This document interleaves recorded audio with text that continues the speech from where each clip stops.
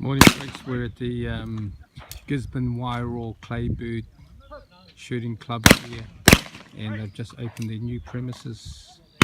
Absolutely fantastic along the Waipaoa river. Yeah, this is a floodway, but here you can see the guys built some fantastic infrastructure and having a lot of fun.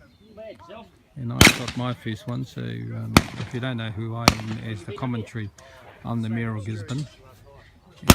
And, just proud of our boys, girls and boys here, presenting a wonderful facility. They've got a regional shoot here today, and as you can see those green things there, they just need to actually shoot.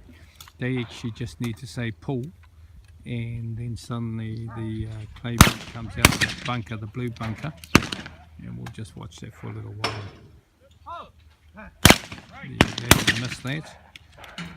And so there's a machine under there, and automatically says he's got that. Okay, sayonara.